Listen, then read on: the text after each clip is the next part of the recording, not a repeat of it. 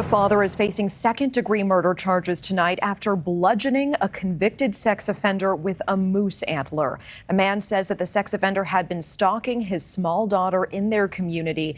We want to show you Levi Axtell, the 27-year-old father. And as far back as 2018, Axtell told police that 77-year-old Lawrence V. Scully was stalking his 22-month-old daughter at the time and other children in his van, parking it outside of her daycare. Now, he sought an order of protection from police. It was granted, but then dismissed weeks later. The sex offender was convicted of sexually assaulting a 6-year-old girl and was released from prison for that in 1982. Well, this father allegedly drove to Scully's house, beat him with a shovel 15 to 20 times before, quote, finishing him off with a moose antler. This happened about 2 hours north of Duluth, and right after the murder, Axtell immediately drove himself to the police station covered in blood and turned himself in for the murder. We want to bring in former FBI Special Agent Jennifer Coffindoffer. Jennifer, thank you for being here.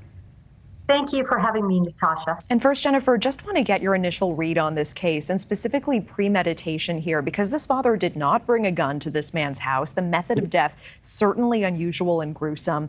Any evidence of premeditation here, and how would this case likely play with a jury? Well, I certainly think a jury will be very sympathetic. This was a 3-year-old little girl. This was somebody who stalked outside of this daycare. Somebody who was indeed convicted of molesting a 6-year-old girl. And this will play well into the chances of him receiving a light sentence. Remember also, he turned himself in.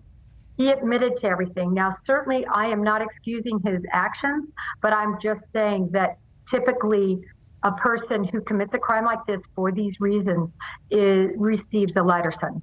And it does seem that this father tried to involve police in 2018. We know that order of protection was filed against Scully after Axtell accused him of stalking and attempting to groom his daughter.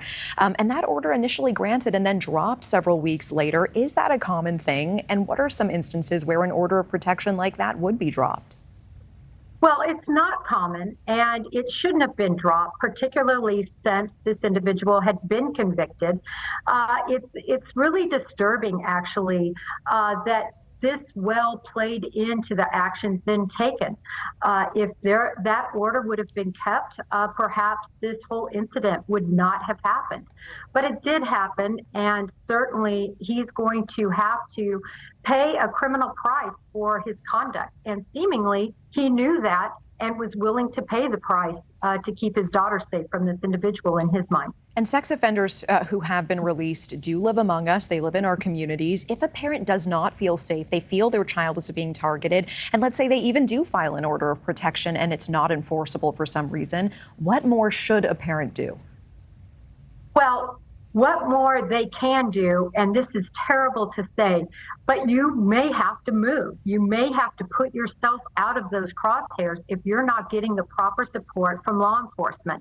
I think we need stiffer sentences against convicted pedophiles, and I think that would help with the situation because there is great recidivism with pedophiles.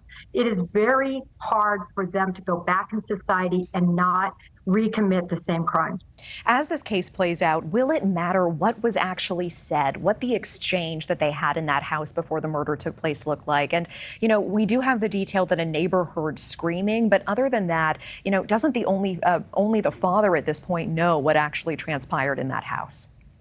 Well, that's exactly right. And he's probably already given some sort of statement, judging by the fact that he went in there, he turned himself in, he was covered in blood. So he's already given a statement, and that's going to be the statement that he's going to be held to. So, Natasha, I don't think we're going to know exactly what words were said other than what he admits to.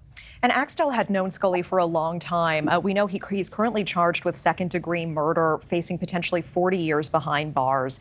Due to the pair's history, could the charges change to first-degree or premeditated murder? I don't see those changing. I see a scenario where he went there to confront him and then ended up bludgeoning him to death. I don't believe from the reports that he took a pair of antlers with him. So therefore, Natasha, I think this will stay at second-degree murder. All right, Jennifer Coffindoffer, always appreciate the context and time. Thank you so much. Thank you. We do want to let our